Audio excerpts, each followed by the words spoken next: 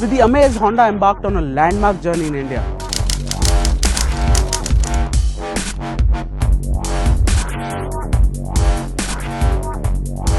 This was the company's first compact sedan, a segment we all know has tremendous potential in India.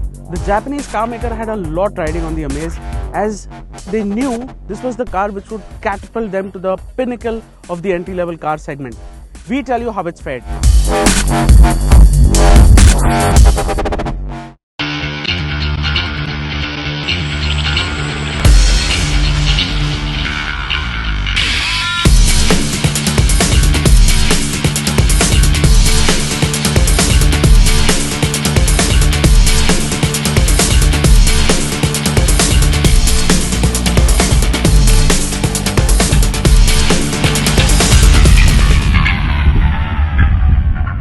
This is a sedan version of the Brio, and as a result, head-on.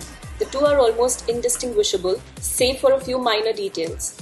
The grille now has two chrome bars instead of the Brio's single chrome strip, and higher variants of the Amaze get indicators in the wing mirrors and body-colored surrounds for the air dam in the bumper, but that's it.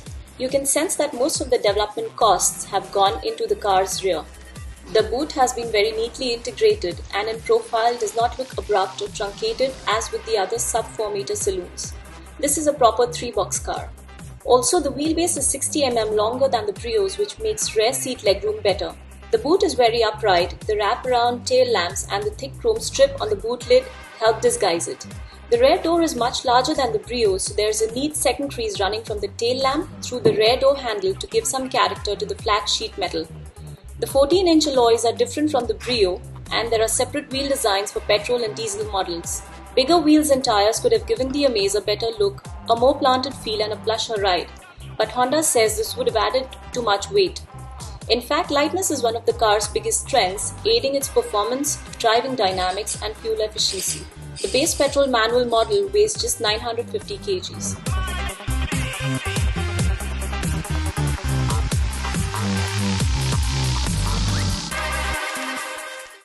The moment you get inside the Amaze, you realize Honda spent all its time and money in packaging the insides. Now the Honda also boasts a longer wheelbase, which gives it one of the most spacious cabin in its class. And as a result, seating 4 large adults in the car is an absolute breeze. There's plenty of legroom as well, and lack of space is something you shouldn't be bothered about in the Amaze. As with the exterior, the front half of Amaze's interior is largely same as the Brio, while most of the changes have been made at the back. That means the same asymmetrical, 3-tone dashboard with its circular aircon vents and hooded instrument binnacle. This new VXO trim also comes equipped with the audio-video navigation package.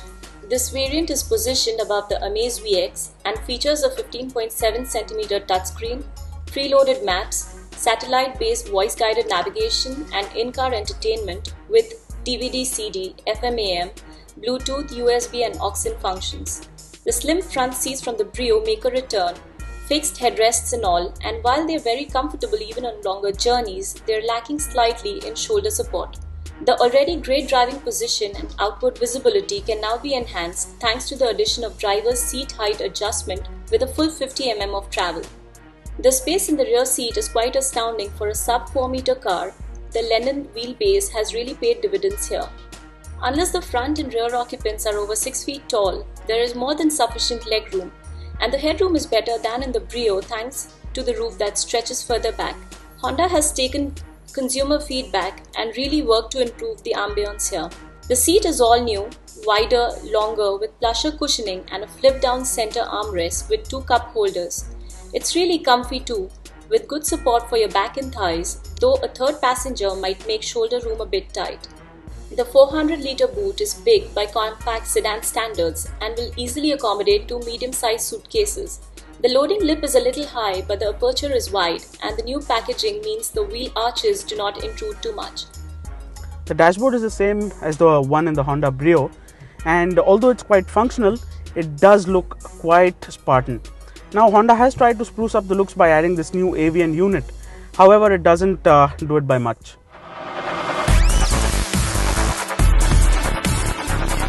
Now Honda debuted its first ever diesel engine with the Amaze. However, what we have here is the same 1.2 litre petrol engine that also does duty in the Honda Brio. Mated to a 5-speed transmission, it's a very refined unit like all Hondas. However, low-end torque is a little lacking, and it's only when you reach the upper rev range that you start to see all the action.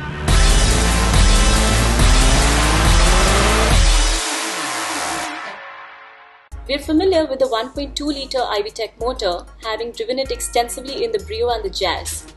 Like all modern Honda petrol engines, it is near silent at idle and has good overall refinement. Like the Brio, it's available with either a 5-speed manual gearbox or a 5-speed automatic. The performance is similar too. Responses low down are great and it gets off the line eagerly. Unfortunately, it is let down by a weak mid-range and you will find yourself shifting down every time you want to pick up the pace. This can be very annoying when you're cruising on the highway, and here's why you'll really feel this engine's lack of grunt.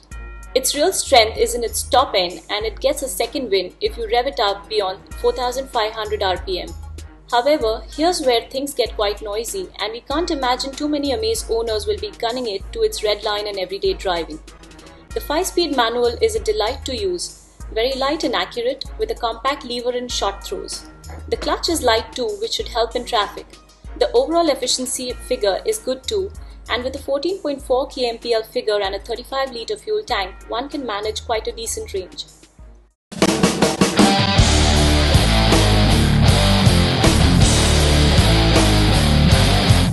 Ride and handling is another department where Honda has really worked well on the Amaze. The long travel suspension along with 165 mm of ground clearance really gives the Amaze some amazing ride quality. The handling is not too bad either and the steering is quite direct. It's no corner carver, but it's not something you'll get bored of either. The ride of the Amaze is not too soft, but it does a good job of filtering the undulations on the road. The suspension of the Amaze gets a good balance between ride and handling. The steering is light but accurate, and driving it hard won't scare the daylights out of you. The VD low resistance tires help in returning good efficiency but rob the fun while high-speed cornering. There's a lot of understeer that's caused because of the thin tires. The brakes have a decent feel and manage to get you to a dead halt in a respectable distance, but the braking distance could be further reduced with better gripping tires.